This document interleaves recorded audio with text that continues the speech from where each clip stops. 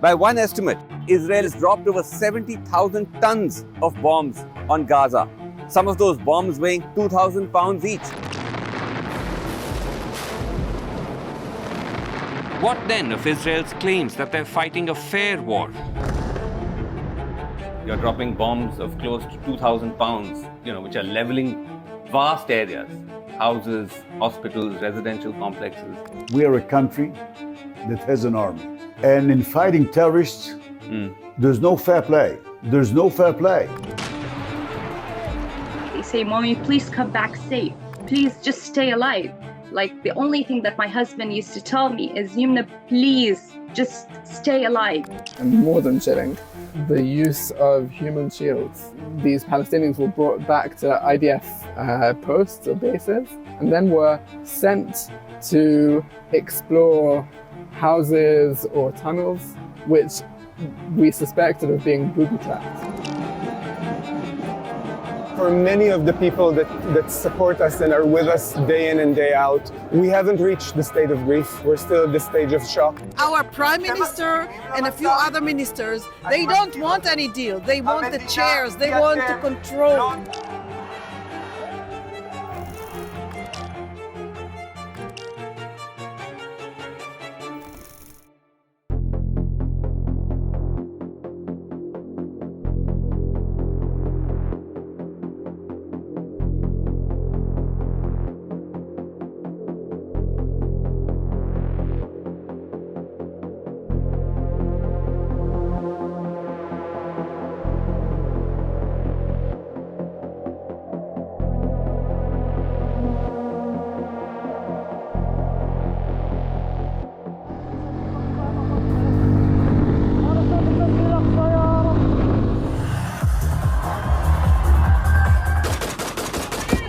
In the early hours of October 7th last year, Hamas attackers swarmed Israeli neighborhoods near Gaza.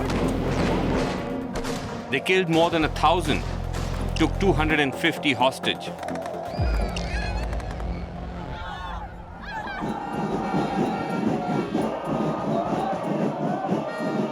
This is Udi Goren. One of those who went missing that day was Udi's cousin, Tal Haimi. Later, the family discovered Tal had been killed. Hamas, they say, are yet to return the body. I think for us, for the hostage families, and for many of the people that support us and are with us day in and day out, we haven't reached the state of grief. We're still at the stage of shock. This is still an ongoing trauma. Trauma. Shock. And then Israel's offensive in Gaza. At the time, Israel said its goals were to destroy Hamas and rescue hostages, not to punish all Gazans. זהו השלב השני של המלחמה, שמטרותיה ברורות. השמדת היכולות הצבאיות והשלטוניות של החמאס, והחזרת החטופים הביתה. But a year later, 40,000 in Gaza have been killed, an estimated 16,000 children, close to 100,000 wounded. Large swaths of Gaza reduced to rubble. In the army's crosshairs, hospitals, schools, universities. The shortages of food and water so severe that the UN said Israel might be using starvation as a weapon of war. What then of Israel's claims that they're fighting a fair war?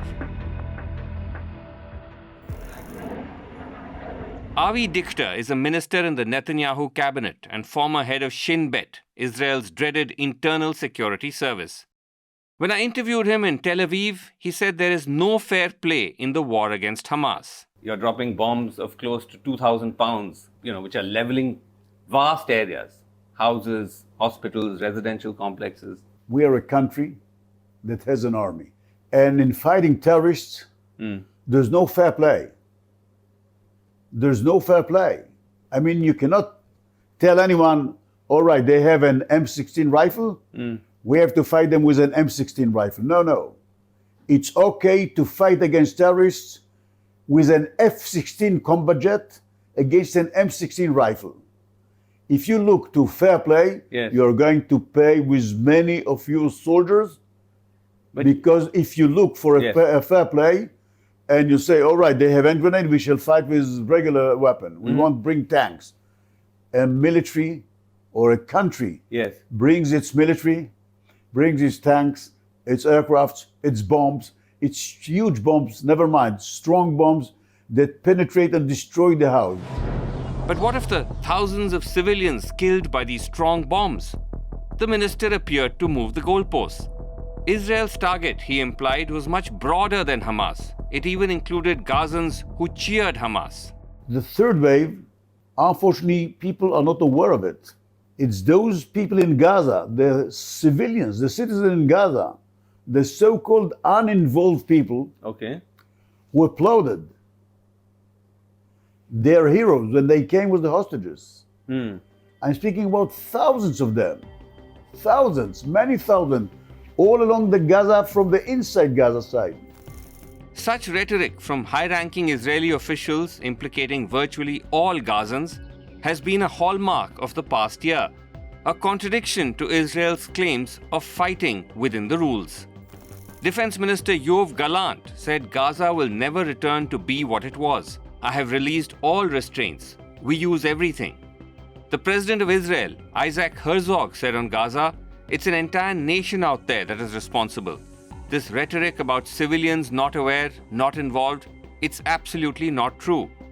The Deputy Speaker of the Knesset posted on X, Israel is united in erasing the Gaza Strip from the face of the earth. You yourself, in an interview in November last year, said we are now rolling out the Gaza Nakba.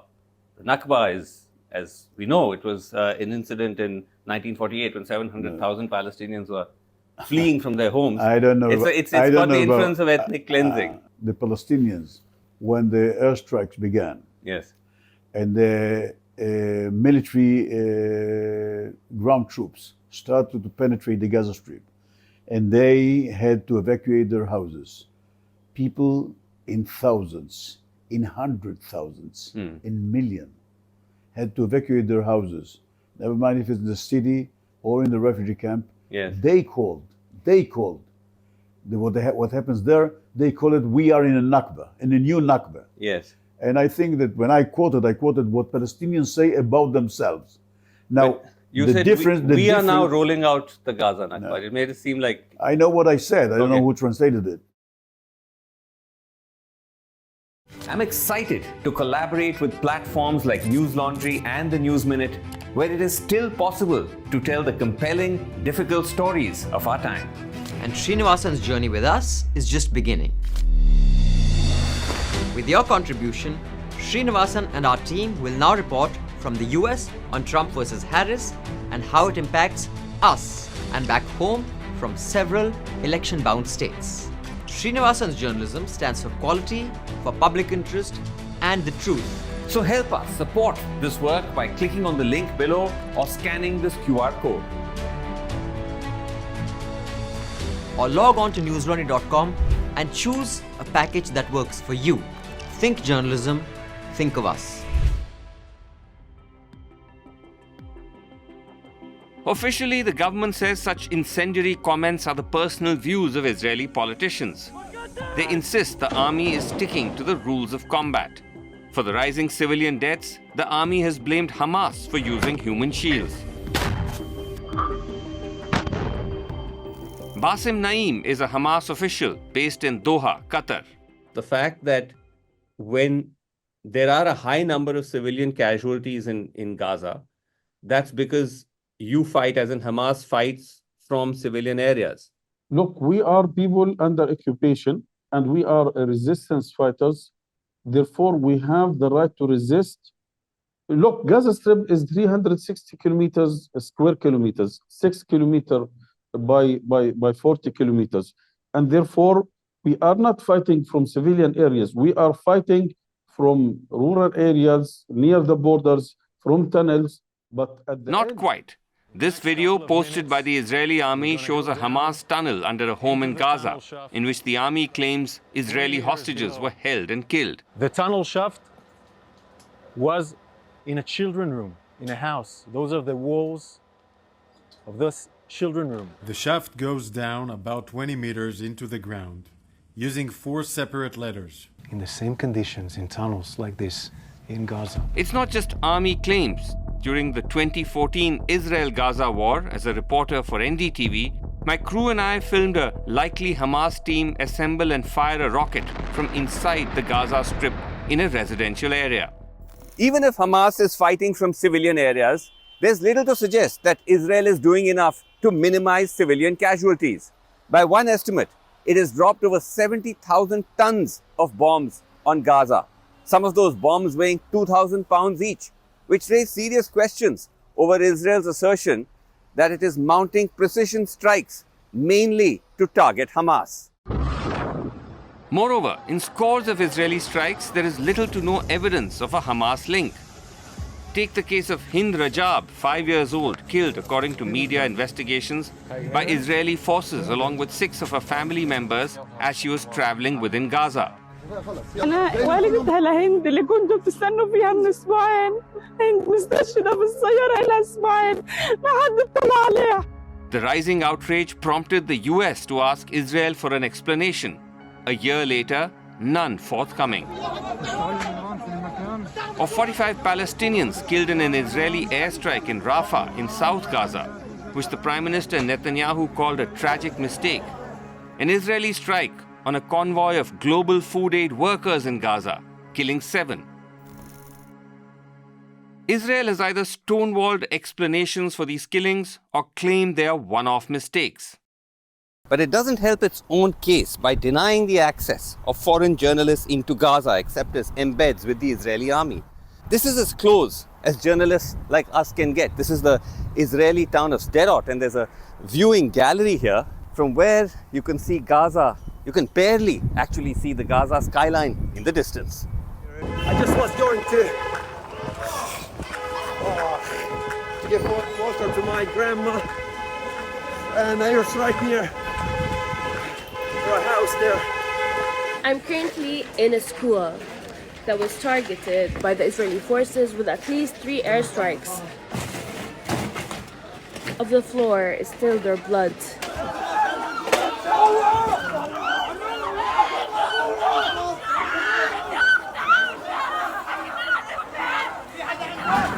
Behavior on another home was bombed in shot. A refugee camp, the most crowded area in the Gaza Strip. And The only source of information for the outside world are Palestinian journalists in Gaza. An estimated 150 killed in the past year in the Israeli offensive. Several have left Gaza because of the risk, like Yumna Al-Saeed, a reporter for Al Jazeera. I'm heading with my family and the 2 other families that were staying with us in Khan Yunis. We're heading now to Gaza. So many families who have evacuated south are going back now because at least, if we're going to die, we're going to die with dignity in our homes. Speaking to me from Cairo, she told me what she saw challenged Israel's claims of waging a responsible war. Like the time, she says, Israel struck the Jabalia neighborhood of Gaza soon after an initial strike drew in journalists and first responders. This conflict was completely different. It's not even a conflict like other conflicts were usually taken place in the Gaza Strip. I was in Jabalia in one of the attacks in the early days of the war with a massacre that killed 20 civilians, and I was there to cover that massacre when suddenly, with all the dozens of people who were in that area trying to rescue the people from the attack, we got a call this time saying that now they will strike again, restrike again the same area. The Israeli army will restrike again the same area. I literally had to run for my life that day. As I was running, the first missile hit. I fell down. I was thrown by the pressure of the missile. I got hurt. I threw my phone. I had a friend of mine who was with me on the phone, and it was a horrible feeling. And as I tried to escape, just running with your gear, very heavy gear, and trying to escape literally for your life. Just over 2 months into the war, Yumna left Gaza. I know that I have a 5-year-old at home and a 12-year-old and 11-year-old and an 8-year-old who are terrified that something could happen to them and their mom is away. And they're also terrified when I go out. Every time I go out, they hug me so hard. They say, "Mommy, please come back safe. Please just stay alive." Like, the only thing that my husband used to tell me is, "Yumna, please just stay alive." Roshdi Saraj, a Gaza-based journalist and filmmaker, couldn't stay alive. Roshdi and his wife Shrouk were together with their 11-month-old daughter Dania when Roshdi was killed in an Israeli strike on their home in Gaza. In voice notes sent to us from Gaza, Shrouk told us they received no warning before the strike, contrary to Israel's claims that they alert Gaza residents before bombarding their areas. There was no warnings. For sure, if there is any warning, we will evacuate immediately. We will not take the risk, When the strike happened, yes, we were together. We were eating breakfast together once we heard a very nearby explosions. So we rushed to the ground floor, and I was holding his hand, and in my other hand I was holding Dania, and we kept hearing very close explosions around. So we felt that they are pumping the street and the houses in the street. So and then everything went into dust. And but I have to tell that before the attack, in 2 seconds, Rushdie left my hand and stood in front of me and Dania. He gave us a shield. And then the attack happened, and he got a crack in his head that I could see his brain from inside, and he did not survive. After 30 minutes, he gone. As the voices of Gaza's journalists shrink, foreign aid workers in Gaza are bearing witness. Every aid agency, from the UN to the Red Cross, have reported a humanitarian crisis, triggered, they say, by the army's restrictions on the entry of essential goods. The shortages felt most acutely inside Gaza's hospitals. We don't have anything. We have nothing now. We have no resources at all. We have no place for patients. We have no stuff to treat. We don't have anything, any supplies, nothing we have.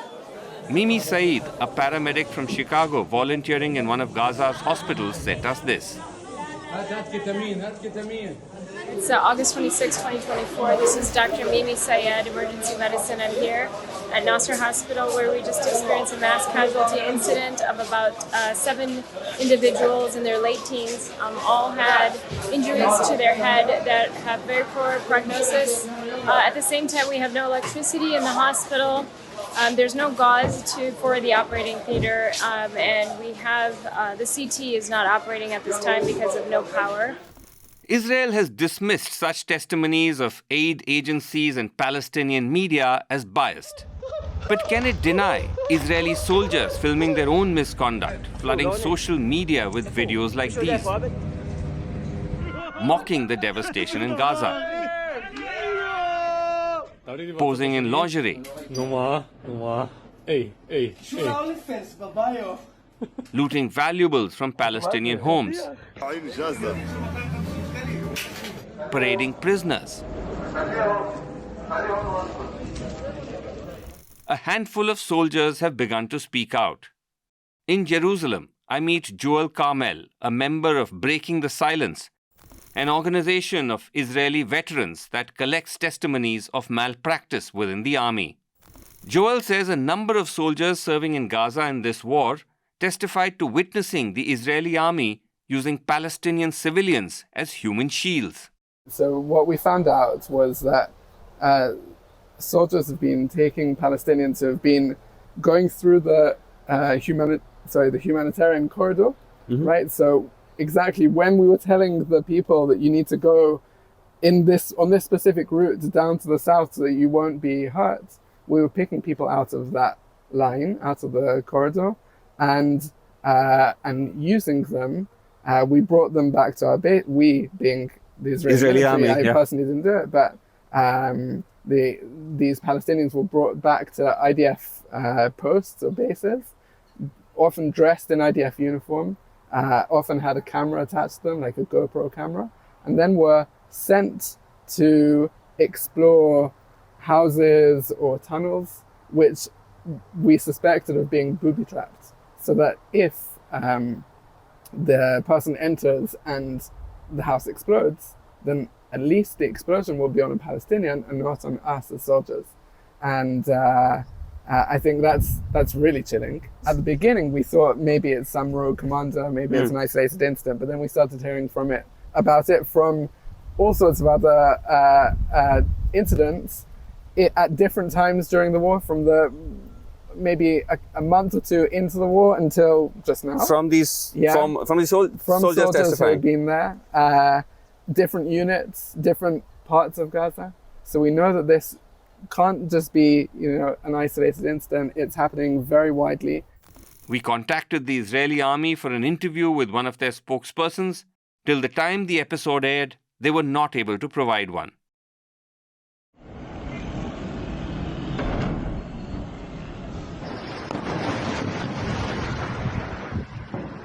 The longer the Gaza war, the more Israel is being drawn into defending its record and being drawn into newer wars, the escalating conflict with Hezbollah along the Lebanon border. Israeli forces say they've launched preemptive strikes on the Hezbollah positions, which Lebanon now says killed 558 people. Israel army says Hezbollah chief Nasrallah, quote, eliminated in Beirut strike.